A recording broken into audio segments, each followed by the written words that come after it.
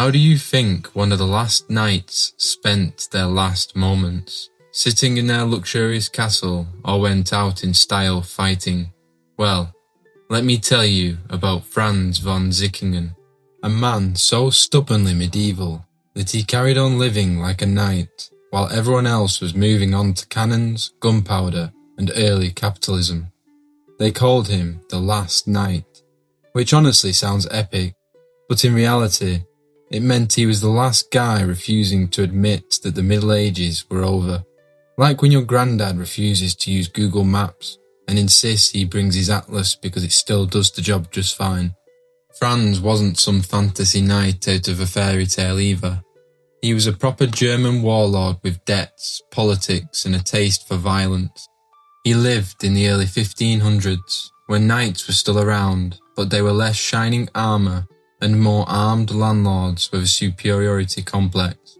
And if you'd bumped into him on the road, you'd quickly learn why the man had a reputation that spread across Europe. Now, imagine being a farmer in 1510s Germany.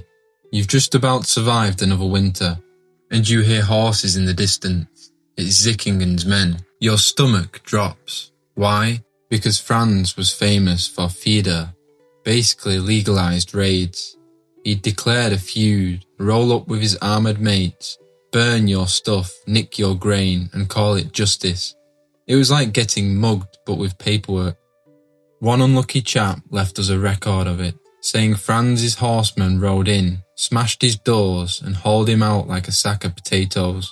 He begged for mercy, but all he got was the sight of his house in flames and his family crying in the mud.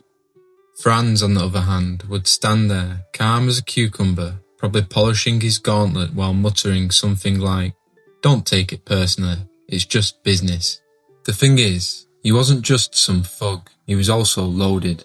Sickingen had castles dotted around the Rhineland, proper stone monsters towering over villages, lands, money, mercenaries, you name it. He was basically a medieval CEO who handled all complaints with a sword, and people followed him because he paid well and promised excitement. Let's be honest, in an age where most folks' greatest adventure is seeing a pig escape from the market or a public hanging, joining Franz probably sounded brilliant. What makes him even more interesting is that he wasn't just a knight stuck in the past. He saw which way the wind was blowing, literally, and invested in cannons and firearms. So, while still riding around in plate armour, he also had these newfangled guns that could level walls. He mixed old-school knight swagger with modern firepower. Like if your Amazon delivery was to turn up on a horse and cart. And then there's the Reformation. Martin Luther had just nailed his complaints to the church door, and suddenly Europe was splitting in two. Catholics here, Protestants there, and chaos everywhere. Franz, ever the opportunist, thought, "I'll back the reformers." Not because he was some pious Bible reader, mind you, but because he saw political leverage. He even offered to protect Luther himself when things got dicey. Imagine Luther sweating at his desk when a messenger arrives. "Don't worry, mate, Sickingen's got your back." That's both comforting and terrifying, like being told the mafia is suddenly on your side. But the glory days couldn't last forever. By 1522, Franz decided he was big enough to take on Archbishop of Trier. Big mistake. The Archbishop wasn't some pushover priest, he had allies, whole armies of them. They marched on Franz's biggest stronghold, Landstuhl Castle.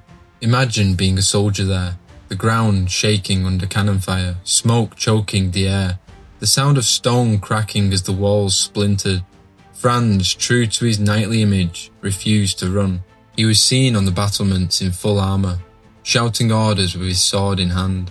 It is said he remained defiant till the end, standing firm upon the walls, as though no shot could touch him. But defiance doesn't stop cannonballs. A blast tore through the fortress, and Franz was crushed under falling masonry. His armour didn't save him. In fact, it probably made things worse, pinning him in like a tin can under a hammer. He was dragged out alive, badly wounded. They say he lay there bleeding, while the Archbishop's forces closed in. Mortally wounded, he died the next day on the 7th of May in 1523, while his castle fell around him. And just like that, The age of the knight effectively ended. Franz's death was seen as symbolic, the last gasp of an era when individuals in shining armour could still shape the world. From then on, the war belonged to cannons, gunpowder and bureaucrats. In other words, it got more boring and a lot less stylish. So what do we make of Franz von Sickingen? Personally, I see him as the medieval equivalent of that one guy in the office who refuses to learn how to use Zoom and insists everything was better back in the day. So that's the tale of Franz von Sickingen, the last knight. A man who tried to drag knighthood into the gunpowder age and got flattened literally for his efforts. As always, cheers for listening.